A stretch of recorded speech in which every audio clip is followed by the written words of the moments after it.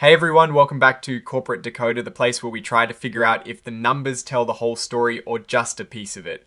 And let me tell you, after looking at this latest filing for the commerce funds, something very interesting is cooking under the hood. Before we dive in, if you love getting the real story from these corporate filings, make sure you are subscribed. And hey, join our awesome community in the Discord linked below to keep the insights flowing. This report filed with the US Securities and Exchange Commission is basically a look back at how the commerce funds have been doing. We're talking about a bunch of different funds here, from growth to value to bonds, and they have all put out their annual shareholder reports. Among them, the Commerce Growth Fund, for example, saw its value jump significantly. Imagine investing $10,000 back in 2015. By October of 2025, that $10,000 would have grown to a whopping $53,572 according to these tables. That is some serious growth, and it beats the Russell Growth Index too, growing to $41,044 in the same period. But here is where it gets really interesting. While the Growth Fund did well, outperforming its benchmark in some areas, not all funds had the same stellar performance. The Commerce Midcap Value Fund, for instance, only managed a 2.49% return over the year, while its benchmark, the Russell Midcap Value Index, returned a much healthier 7.86%. That is a noticeable underperformance, and it is worth digging into why. For the Commerce Growth Fund, they actually saw a total return of 22.43%, but they specifically mentioned that this underperformed the Russell 1000 Growth Index, which grew by 30.52%. The report points to strong security selection in communication services and real estate as contributors, mentioning names like Alphabet in Class A and CBIA Group Inc. But they also note weak selection in information technology and financials as detractors. It is a mixed bag, really. Then we have the bond funds. The Commerce Bond Fund put up a respectable 6.20% return, just edging out the Bloomberg US Aggregate Bond Index, which returned 6.16%. They mentioned contributing factors like being overweight in corporate bonds and raising exposure to mortgage-backed securities. However, they also note that raising exposure to treasuries detracted from performance.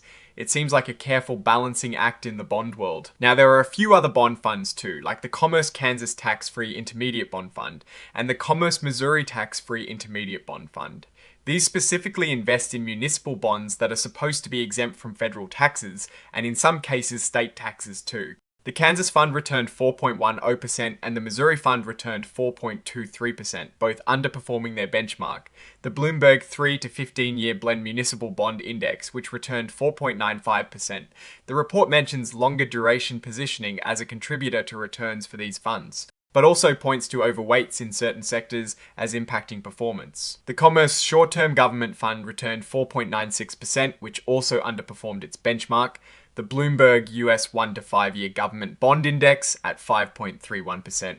The report highlights that maintaining an overweight position in agency mortgage-backed securities was a positive, but that the fund's shorter duration compared to the benchmark detracted from performance, especially as rates fell. Looking at the financials for the commerce funds as a whole, total net assets are massive, reaching over $1.2 billion for the bond fund alone.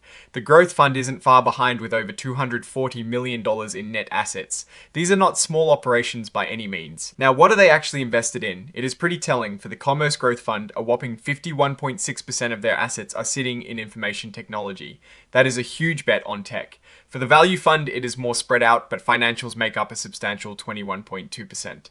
The Bond Fund, as you'd expect, is heavily invested in corporate obligations at 36.1% and mortgage-backed obligations at 26.1%. And who are their biggest holdings? For the Growth Fund, Nevada Edia Corporation takes the top spot at 12.6%, followed by Apple Inc. at 10.5% and Microsoft Corp. also at 10.5%. These three alone make up a significant chunk, showing a clear focus on these tech giants. The Value Fund has the iShares Russell 1000 Value ETF as its top holding at 4.0%, followed by companies like Alphabet Inc., Class A, and Berkshire Hathaway Inc. Class BP, effective the 21st of February 2025, Donald Martha IV. CFA was added as a portfolio manager of the fund. Also, effective the 11th of June 2025, Matthew J. Schmidt, CFA, no longer serves as a portfolio manager of the fund. Beep, it is also worth noting leadership changes. Donald Matherforth Keefe was added as a portfolio manager, while Matthew J. Schmidt, CFA, is no longer serving in that role. This kind of reshuffling happens in the investment world, but it is always something to keep an eye on. P. Audit fees. The aggregate fees billed for each of the last 2 fiscal years for professional services rendered by the registrant's principal accountant for the audit of the registrant's annual financial statements, or services that are normally provided by the accountant in connection with statutory and regulatory filings or engagements, were $264,870 and $242,200 for fiscal years ended the 31st October 2025 and 2024 respectively. Now, let's look at the nuts and bolts of operations. The audit fees, which are what they pay their accountants for the yearly checkup on their books, were about $264,870 for 2025 and $242,200 for 2024. Pretty standard stuff. Tax fees were also paid for compliance and planning. P. The aggregate fees billed in each of the last 2 fiscal years for professional services rendered by the principal accountant for tax compliance. Tax advice and tax planning were $44,980 and $42,840 for the fiscal years ended the 31st of October 2025 and 2024 respectively. Digging into risks, these funds, especially the bond funds, are exposed to credit risk, meaning the issuers might not be able to pay back their debts. There is also interest rate risk, where rising rates can hurt the value of existing bonds. And for their equity funds, market risk is always there, meaning general economic downturns or specific industry problems can cause values to drop.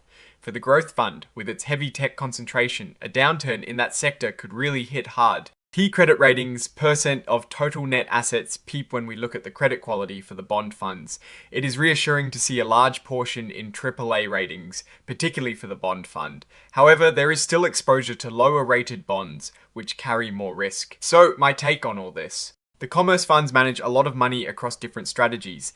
The growth fund really placed a huge bet on tech, and while it paid off handsomely in recent years, that concentration is also a big risk. The bond funds seem to be navigating the interest rate environment with a mix of traditional and more complex securities like mortgage. Backed obligations showing a solid understanding of the bond market, the municipal bond funds specific to Kansas and Missouri highlight a regional focus which can be both a strength and a weakness if those state economies falter. The leadership changes are minor at this stage, but we'll keep an eye on them. Overall, these reports show a complex, established operation but with concentrated bets and market risks typical of the fund industry. It's a constant dance between seeking returns and managing risks. What do you think about these numbers and what they signal for the future of the commerce funds?